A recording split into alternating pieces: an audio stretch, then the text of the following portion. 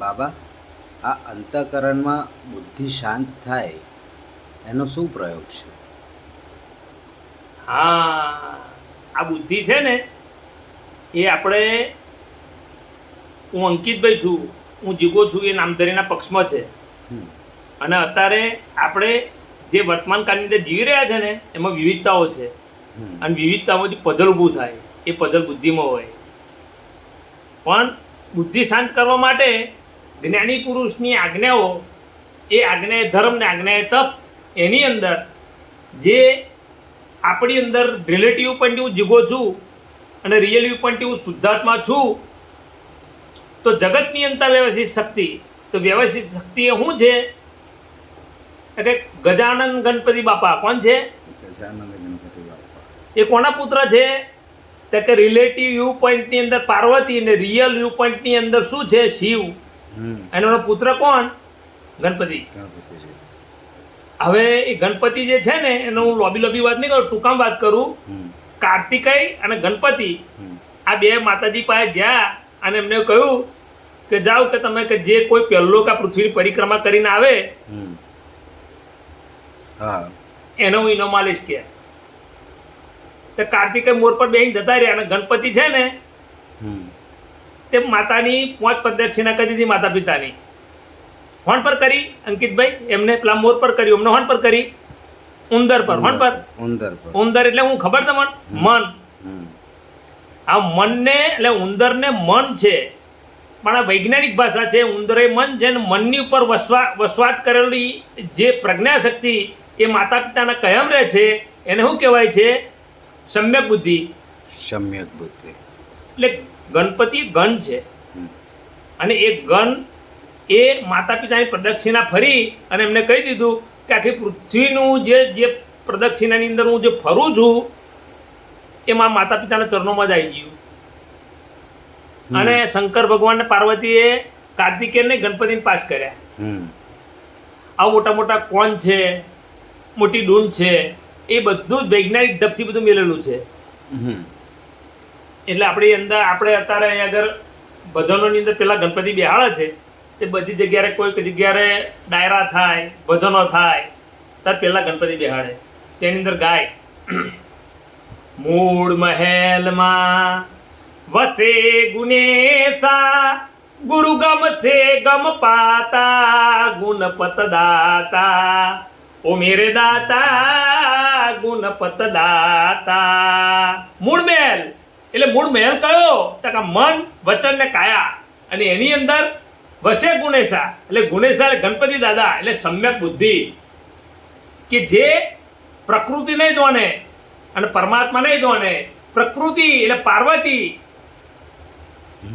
અને પોતાના પિતા એ પરમાત્મા, આ બેની વચ્ચે સમ્યક બુદ્ધિ છે. ગજાનંદ ગણપતિ છે. અને એમને કેવા ગણપતિ છે? કે મનને વશ કર્યું. મન કયું? ચંચળ, ઉંદેડી, એની પર વિશ્વાસ કરી દીધો. એ તમે ભાગો મારા મનડાની પ્રાતા, એ તમે ખોલો મારા રુદિયાના તારા, હે મારા દુઃખ દારિદ્ર મટી જાતા, ગુણપત દાતા, ઓ મેરે દાતા ગુણપત દાતા. એટલે જેની અંદર સમ્યક બુદ્ધિ હોય એટલે ચિંતા ના હોય, અને એને વ્યવહાર અને નિશ્ચય બેની અંદર સમભાવે નિકાલ કરે, સમાધિ સ્વરૂપે નિકાલ કરે, એટલે કોઈ પધલ જ ઊભું ના થાય. એટલે આખા જગતની અંદર મોટામાં મોટું સાયન્સ હોય ને તો શિવ અને પાર્વતીનો પુત્ર જે છે ગણપતિ, એની પર આખું બહુ મોટું વિજ્ઞાન મેળવેલું ઋષિ મુનિઓએ.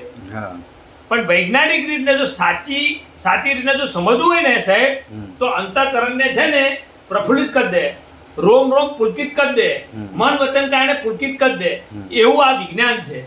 પણ આ વિજ્ઞાન જેમ જેમ જ્યારે દાદા ભગવાનની પોતાને સમજાશે ને તો બધું ખુલ્લું થશે.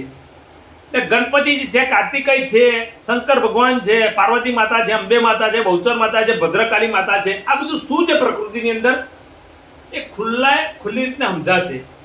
અને જ્યારે સમજાશે ને સાહેબ ત્યારે ભૌતિક જગતની અંદર છે ને બધું ફીકું પડી જશે, અને આંતરિક જગતની અંદર છે ને સાહેબ આનંદ પરમાનંદ થશે. એ આનંદ પરમાનંદ જે છે ને એ સાચું જ્ઞાન કહેવાય. અને સાચું જ્ઞાન છે ને સાહેબ, ક્યારેય ચિંતા ના થવા દે. ઇમેજિંગ છે ને બધું, ઇમેજિંગ એ ભૌતિક લેવલ પર છે, પણ વિજ્ઞાનમાં ઇમેજિંગ નહીં, ધીસ ઇઝ ફેક્ટ. શું છે? ફેક્ટ. હા, અને વ્યવસ્થિત શક્તિ સમજવી ને, એ ખાવા લાડવા નહીં સાહેબ, એ પૌરુષારિક શક્તિ છે. શું છે? પુરુષાર્થી શક્તિ.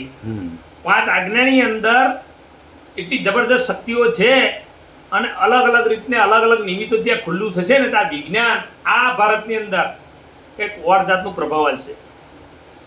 અને પ્રભાવ કોનો છે અંકિતભાઈ? વ્યક્તિનો નહીં, વિજ્ઞાનનો. કોનો છે? વિજ્ઞાનનો પ્રભાવ. એટલે આ ગણપતિ હું જે સમજ્યા છો સાયન્ટિફિક રીતને, હા બાબા. રિલેટિવ પોઈન્ટ હું જીવો છું અને રિયલ પોઈન્ટ હું શુદ્ધાત્મા છું. તો નક્કી કરનાર કોણ? કે ગણપતિ. કમ કે સમ્યક બુદ્ધિ. આવે વસવું નથી પરવશ પરદેશમાં, મારે જાવું છે દાદાના દેશમાં, મારે જાવું છે દાદાના દેશમાં. દાદા, શંકર દાદા, વૈદ્યનાથ દાદા, બ્રહ્મેશ્વર ભગવાન, ઓમ નમઃ શિવાય. સાહેબ, દાદાનો દેશ એટલે કંઈક વાર છે, પણ દાદાના દેશમાં જવા માટે માયા ભાગી ઓબડ ભાગી તૂતર છોડે એ ન છોડે ખમીર વાળા બધું ખમે 5 આજ્ઞાની અંદર નિરંતર રહેતા મહાત્માના હૃદયમાં દાદા ખપે. અંકિતભાઈ સમજાયું? હા. જય સચ્ચિદાનંદ. જય સચ્ચિદાનંદ.